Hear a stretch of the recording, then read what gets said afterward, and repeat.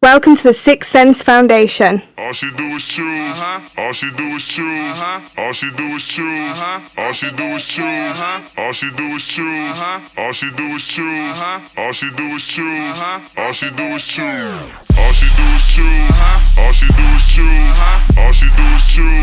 All she do is choose. All she do is choose.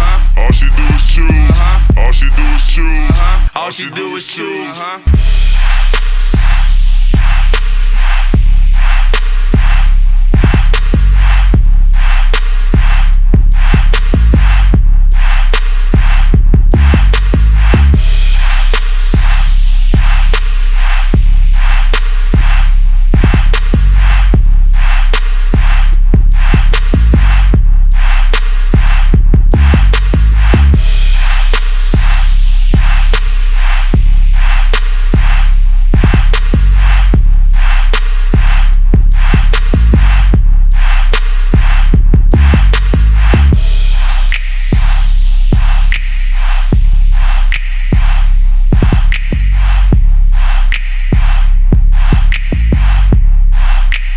All she do is choose. All she do is choose. All she do is choose. All she do is choose. All she do is choose. Hey, friends, it's Dr. Erica Jones. I'm here with the Art of Transition podcast. And today we have a fellow podcaster here joining us. And go ahead and let you introduce yourself. Hey, how's it going? This is Simba from the Best Med podcast. I am the host of The Diagnosis. I am on Defy Life Podcast Network, one of the few black-owned podcast networks out here. I'm happy to be here. How you doing? And I'm happy to have you here. I'm doing really well. I'm going to go ahead and start it off. For people who don't know, I have gotten so much advice from Simba in regards to podcasting and how I actually need to start to structure things and just really listening to his podcast and learning like what I like and taking, certain things away. So tell me about the podcasting group and kind of Yeah. how you got into podcasting. Okay, awesome.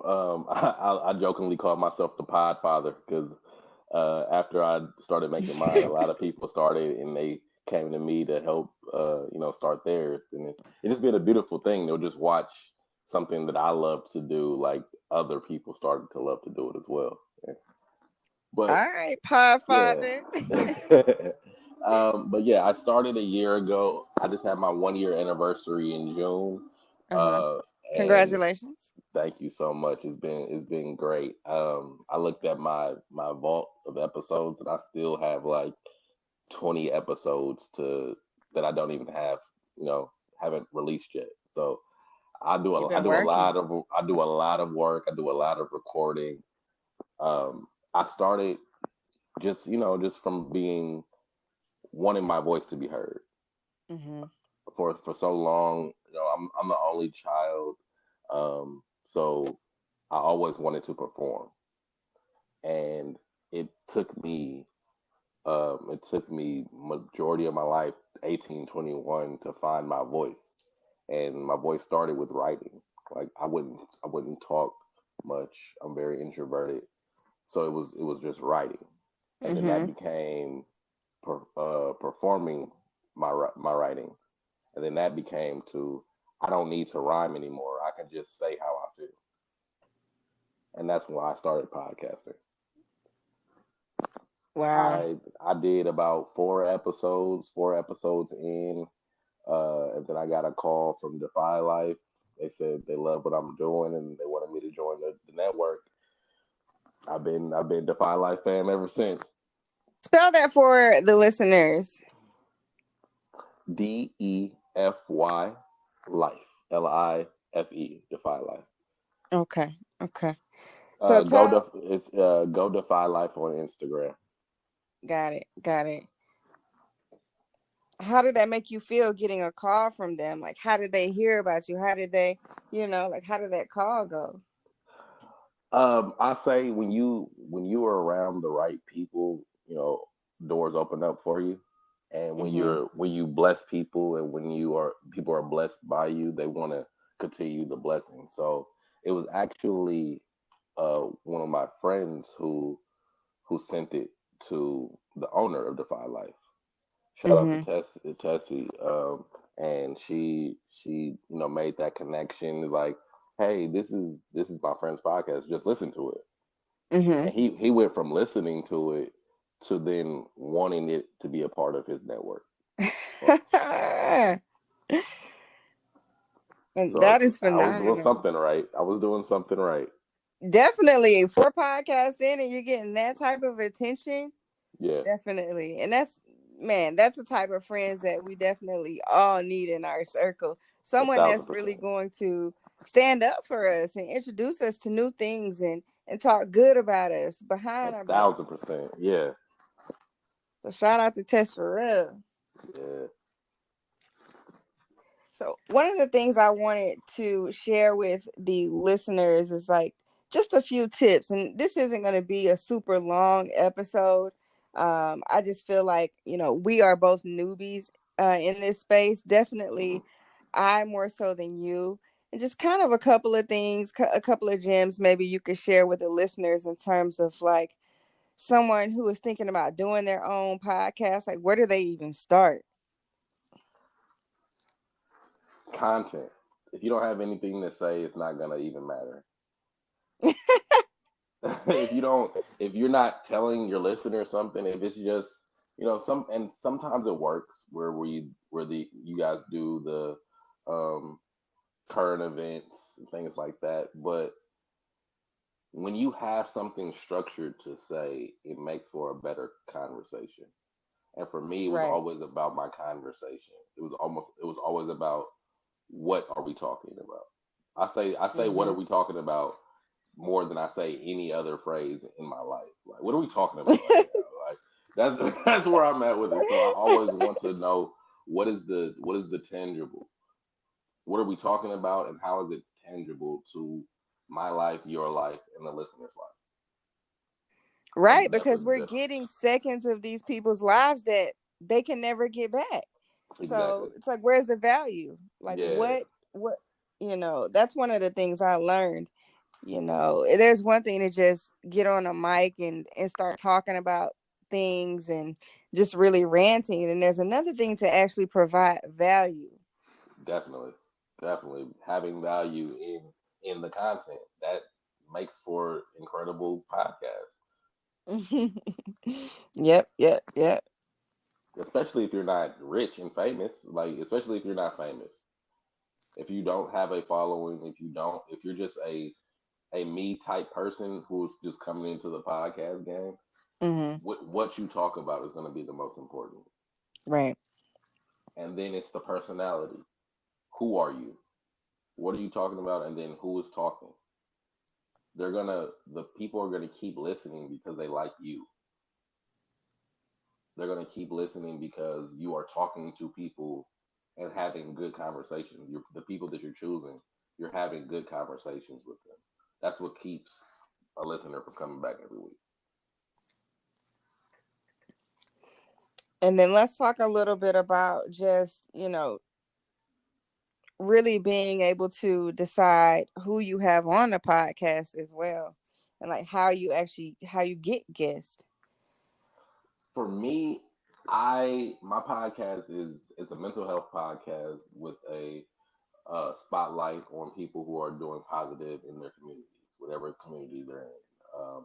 So I've had you on there. You were Yes. talking about the importance of health and um, getting whether it is mental health checks, physical checks, things like that. And we talked about your writing. So getting getting people with real life stories that have Mhm. something to share. For me, it's been kind of easy because I'm in a space where I have a lot of artists. I know a lot of artists.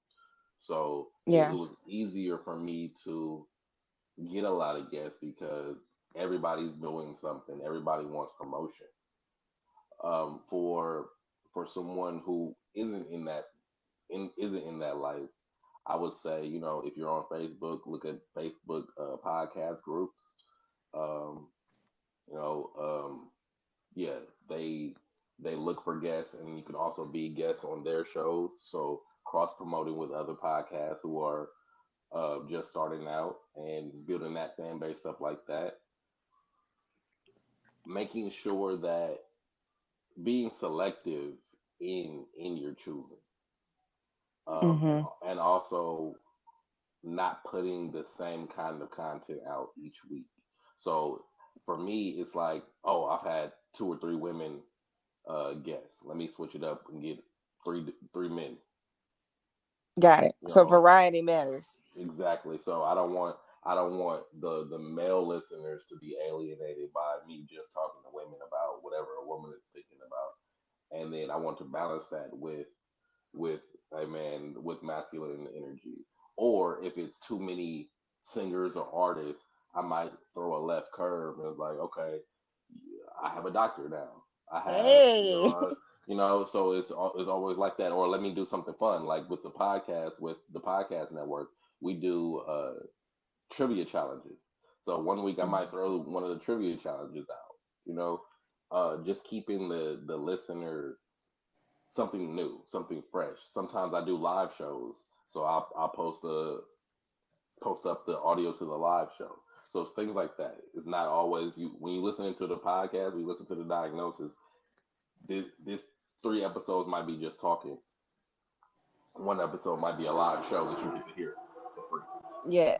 Yeah. And that live show, I just I enjoy that so much. I It's the appreciate fact it. that you're able to curate and deal with so many different personalities and actually Yeah. just spotlight them. Yes. Yes. It's just, it's a fantastic feat. So Yeah. I'm watching you and I'm watching everything that you're doing. I'm like, man, this guy has the juice. That's I'll let you tell it, but yeah, it's just I'm blessed to be in the place where I am, and I'm blessed to be able to be a blessing. Uh, my last show was with a phenomenal poet from San Francisco, Forced to Fly, and I gave her full reign on what the show would look like, what who she wanted to accompany her, Mm-hmm. and it was a beautiful scenario. She put the guest list together, she put the set list together, and we collabed with it, and it was phenomenal. So a lot of the time it's me coming to one of the artists and saying, hey, what do you want it to look like, and then me just producing that. Mm-hmm. And we're, like I said, we're in a circle full of artists, so the well is never dry for creativity. That's a privilege right there. Yes, it is. I'm honored. I'm honored to be around all the phenomenal artists that I'm around in contact. My phone looks wild. I believe that. Yeah, I my definitely contacts. believe that.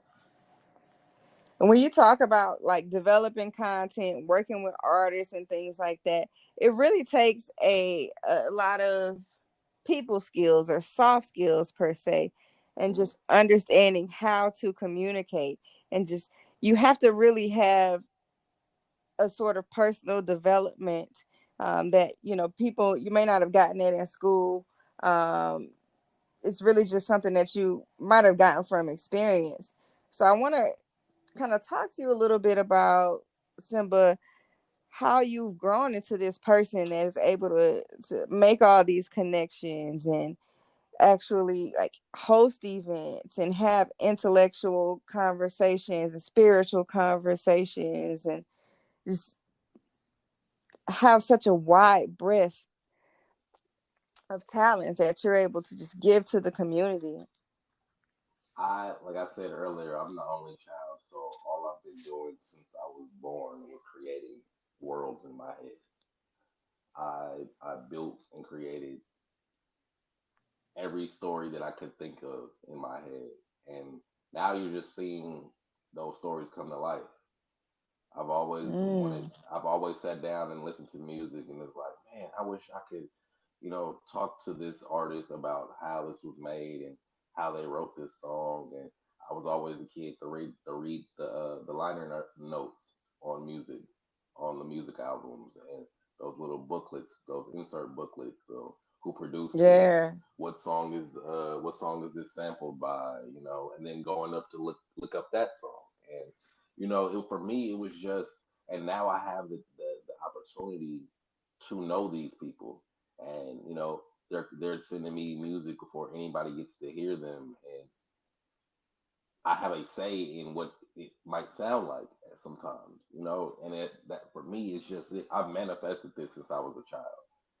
And like I said, being the only child, I always had the curiosity to understand people, because in my household I was the only kid, so I wanted to understand the world. So my podcast is just simply me wanting to understand the Mm, artists that I love listening to, whether that be a poet, mm, whether that be a rapper or singer, or a visual artist, or the doctors, whoever I have on there. I had Freeway Rick Ross on my show, and I mm-hmm. interviewed him, and that came out of nowhere. I just got a call, I got a DM, and said, "Would you like to interview Freeway Rick Ross?" Yes, I do. Yes. Yes, I And we do. want to hear what he has to say. Right, right, and it. So for me, it's just a blessing. Like I said, I've manifested all of this, and I'm here That's now. some power right there. Yeah, yeah. It takes So, it takes it takes going within. It was years that I secluded myself so I could become who I am. So mm-hmm. I fought with myself. I battled the demons that I had at the time, and I really shaped the person who I wanted to see me Mm-hmm. be, and then I became that person. And then I was able to then give myself to a community. I wouldn't have Mm, been able to do that if I didn't. I would still be, shy or this or that, or reserved. But now I'm able to give myself because I'm okay with myself. right. And you worked on yourself. You found your 1,000%. weaknesses. Yes, 1,000%. And I'm still working, of course, but Yeah. I needed that I was celibate for 2 to 3 years. Like I really honed in on taking care of myself. Mm-hmm. And from that 2 years, what did you grasp from just keeping that energy to yourself? Um, that I'm I'm the most important thing in my life. Mm-hmm. I'm responsible. I don't have outside responsibilities other than the ones that I have. So for me, it's I don't have any kids. I don't have a partner. I don't have mother or father to take care of and things like that. So whatever I do, it's first off it's me, Mm-hmm. and realizing that it is not everybody else first. It helped me put everybody else Oh, you just said something then. first. Ooh. When it's you first, Mm-hmm. you can become selfless. Mm. When you know that you come first, you Yeah, can become selfless. definitely, definitely. Whew. Because no matter what, you're honoring yourself before you're even giving to anyone else. Mm-hmm. Yeah, that's just the way I think about it. That's the way I process. That's the way I maneuver. It's like my selflessness is because I'm selfish. Mm-hmm. Yeah. You actually have to have something to give before you start giving things away. Exactly. And then when I become empty, that's when like my stuff starts to lack, and that's when my problems start to happen. Those those Mm, those those shadows start coming back in. Once I'm empty mm, because I have nothing, there's nothing. I'm not being fed. I have to recharge myself. got And it. when I'm not recharged, that's when I start forgetting things. Things start going wrong. But when I'm full, when I'm at multiple percents, Mm-hmm. I'm moving. I'm firing off on all cylinders. Yeah. It's just understanding and knowing when to stop and recharge yourself, when to put yourself on that charger. It's important to really figure out what those cues look like because it looks Definitely, different for everybody. definitely, definitely. And pay attention to yourself for sure. Hmm. Because what my body is telling me, your body may not tell you that. Your body may tell you something Yep, in a different way. yep, yep. And I think now with the way that, society is really kind of moving more towards the internet, we have to be aware of even like our cognitive loads. Definitely, Like how are definitely. we refreshing our thoughts and our thought processes? Hmm. And for me, I work in the school district. I work with Mm-hmm. middle school, so I'm working from home. So Mm-hmm. I'm not doing much going commuting or anything like that. So all I'm seeing is my house all the time. Mm, So that also is a burden at sometimes. Not being able to actually feed off the energy of the children and then give back my energy. They right. they were the reason that I got to, you know, I got filled and I was giving at the same time. Mm-hmm. Mm-hmm. It's being a part, it's being there and caring for those students that refills me every day. So how are you able to get that fuel now since you're basically having no physical contact Mm. and you're doing that virtually? I think it would be way worse if I work for the district and I also work with the after school program, and Mm-hmm. the after school program is what keeps me revitalized because it's not school, it's not I'm in charge, so it's more so like I have like 8 kids and I just get to talk to them and annoy them for 2 hours a day. Got it. And Got it. that's the fu- And it's this the is it's the best virtual as thing. well. This is Everything moved is to a virtual. Everything is uh-huh. virtual. So it's Got like it. when they are low energy and they're not giving me anything, Mm-hmm. I start to, it's like, all right, come on, y'all, like, come on, I'm about to have a breakdown, guys. Come on. Like, I need y'all just as much as y'all need Yeah, me. exactly, exactly. We're both here for a reason. Yeah. Simba, I really appreciate your time. Can you let the listeners know how they can find you, how they can find the podcast, and just connect and Oh get yeah, some more of this knowledge that you have to some of this share? some of this best man, some of this best medicine. Yes, So, yes. so oh, I just got a text message this morning from the boss man Jr. He said that we are now on Amazon Music, Hey. so that's cool. Best Med Pod on Instagram, Best Med Pod on pretty much everything. If you Google BESTMEDPOD, Best Mm-hmm. Med Pod, I'll pop up. Instagram, Facebook, the Apple Podcasts, Amazon. You probably could do the diagnosis, spelled correctly. Spotify. Spotify, Best Med Pod. It comes up. The search is weird for different sites. So if it's not Best Yeah. Med Pod, it's the diagnosis. If it's not the diagnosis, it's Best Med Pod, and I pop right up. But yeah, definitely Instagram. Look at all the shows. I'm the co-creator of the Bay Area Renaissance Live, which Mm-hmm. is which is two artists performing, the sharing the stage. They both do 5 poems. I do showcases, Bay Area Renaissance Live showcases. I'm for my community, and I want to spotlight them every chance that I get. I appreciate you. I appreciate you. All our talks are always amazing. I love your podcast. I love that you're giving people the opportunity to show that where you started isn't where you can finish, and that at any point you can change your life into what you want it to be.